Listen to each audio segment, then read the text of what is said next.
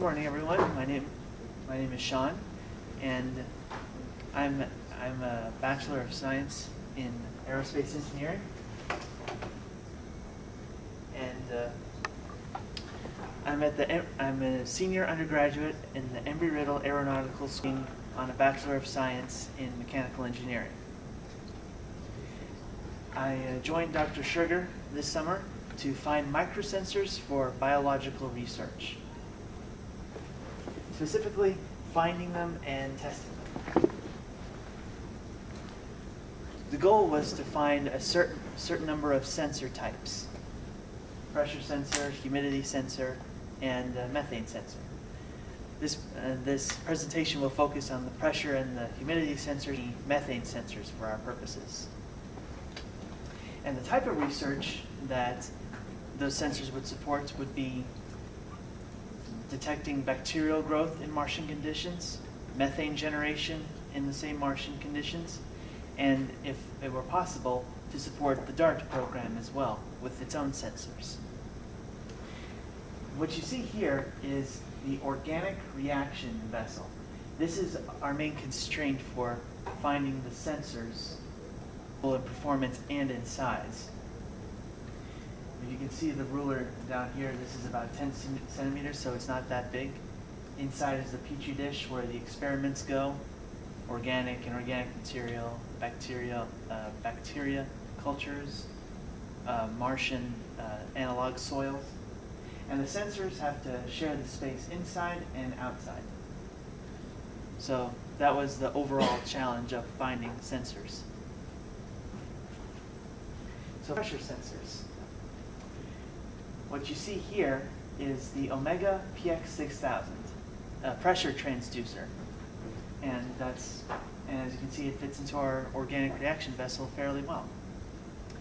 When finding the pressure sensors, our main challenge was finding sensors that could operate in a cold enough temperature that simulated Martian conditions.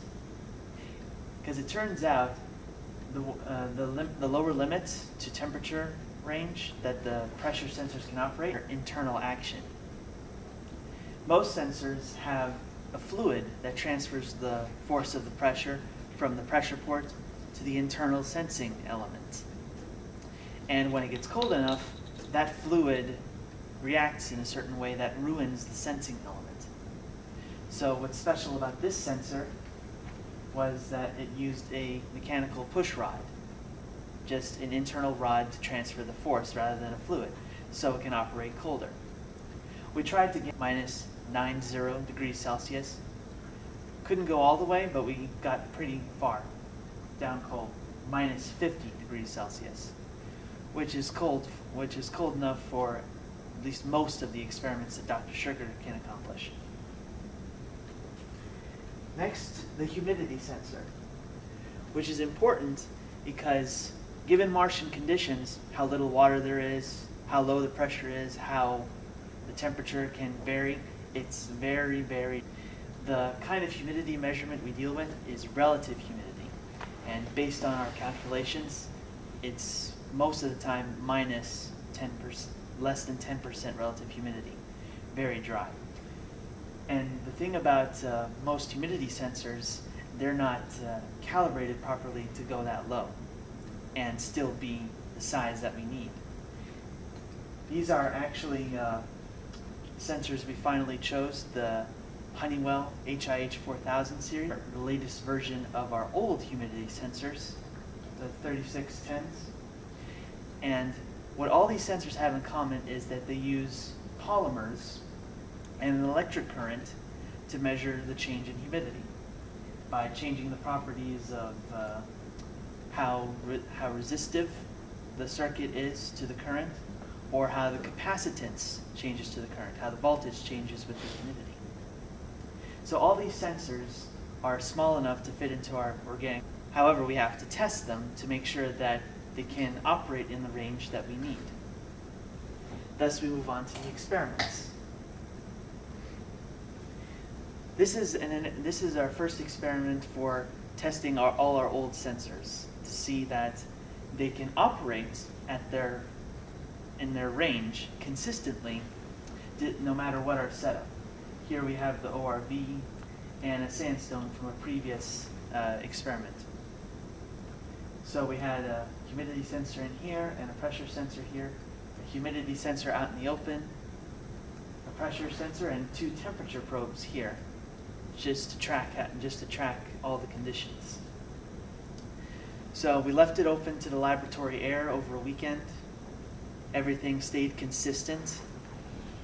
So no unexpected spikes in readings, like say from a short circuit. It was all consistent.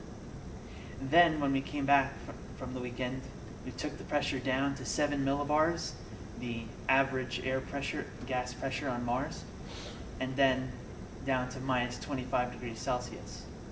Again, all the readings came out as expected. Nothing went abnormally in the readings. So we're confident that we can set up our sensors without compromising their sensing abilities, or their sensibilities, if you will. However, once we get the new sensors, we have to know to calibrate them, given controlled conditions, rather than just taking any readings and choosing one we trust. So we got another instrument, the Omega Universal Handheld Test Instrument, fitted with a relative humidity probe. We would use this to give results that we would trust and use to calibrate the new microsensors.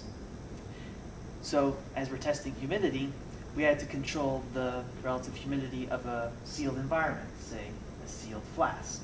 These are sealed with paraffin. And inside these flasks, we put various solutions of water and glycerol water, different ratios that directly affect the relative humidity.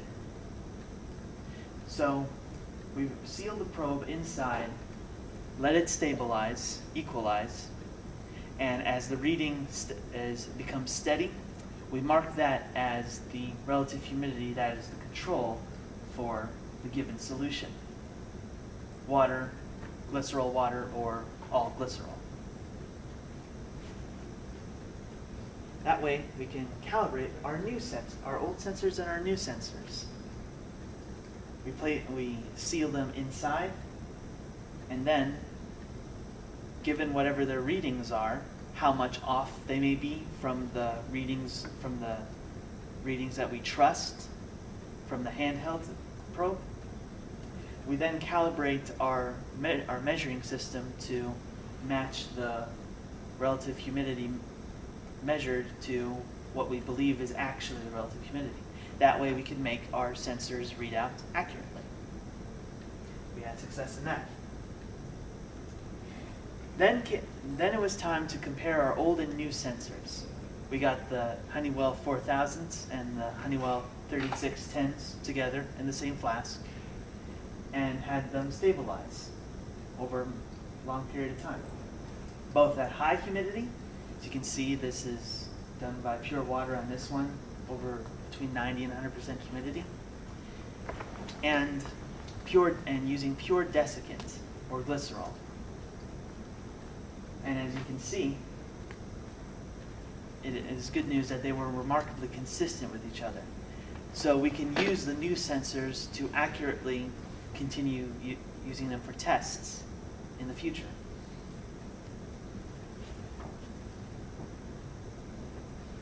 We came to test the new pressure transducer that we got.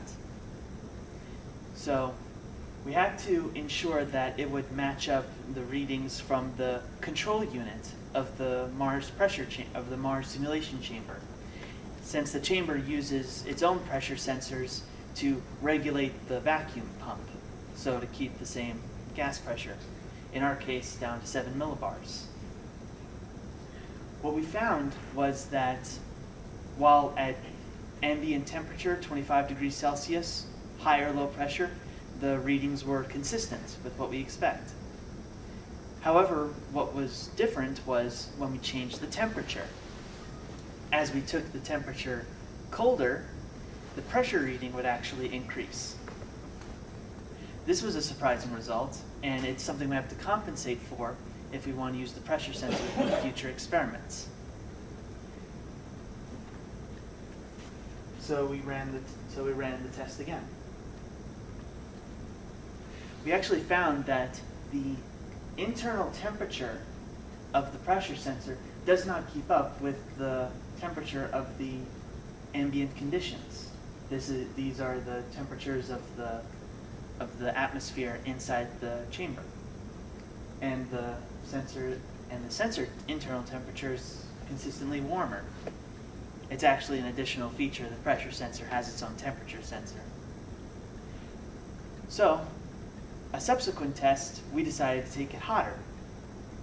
And sure enough, when the temperature increased, the pressure reading at low pressure decreased. So there was an error that we could plot out and see a pattern. See, this error shows how much it deviates from 7 millibars. This is the 0 line where there's no error. And that axis is temperature. So as we take it colder, the error increases the temperature reading. As we take it hotter, it can decrease the temperature reading. So this is something that must be investigated for future experiments. What if is it related to the internal temperature or the external temperature? And if it's related to its power output, how much internal temperature there is? What if we lowered the input voltage? These are just some of the investigations when looking for sensors to use this summer. But what we accomplished was to compile a database of sensors, sensor types, and the vendors that make them. So we can refer to them in the future based on their physical characteristics, or we can contact the vendors and order custom builds for us. And in the meantime, with the sensors we have or order, we're confident that our methods can validate their sensors' accuracy and their range without compromising them. So for this experience, I'd like to thank Dr. Schuerger and the Space Life Sciences Lab for allowing me this opportunity to work in the lab and trusting me with finding equipment for them to use. I'll take your questions now. Yes? You said you couldn't find methane sensors? We looked through types of different methane sensors that would be small enough to fit inside our organic reaction vessel. The issue with the methane sensors was that those that were small enough to fit inside, they weren't sensitive enough to detect methane at the concentrations that were measured by other means, such as a gas chromatograph, which is a bigger instrument, has to be outside the chamber, has to take periodic readings rather than a continuous measurement. It would have been optimal, but we didn't succeed at it this time. There is a group at the University of North Florida who build sensors. I mean, if you're interested, I can Very much so. And I know they built ozone sensors which we have tested on small weather balloons. Yeah. So I'll give it a comment. Thank you. Yeah, that would be very helpful. Yeah, the methane sensor was something we really wanted because what we're trying to do, one of the experiments would be looking at the generation of methane by methanogenic bacteria, and it starts at 0. So we're going from no methane in that little void space there to some methane. And all of the tiny little methane detectors that might fit in here were, on the order of 10,000 parts per million or 1,000 parts per million as their absolute minimum. They're more designed for the high levels. As you approach an explosive, dangerous environment, that's when those are tripping and setting off alarms. So, can you do a sampler? Yeah, we have a GC. It's sitting down in the dock right now. I'm trying to schedule the installer to come and set it up, but we've got a GC gas chromatograph that would go in the lab, and then a full batch samples out of that device. But that means I can only take 1 or 2 samples a day, as opposed to getting a continuous readout. So, Any other questions? Thank you very much, then. Shaun?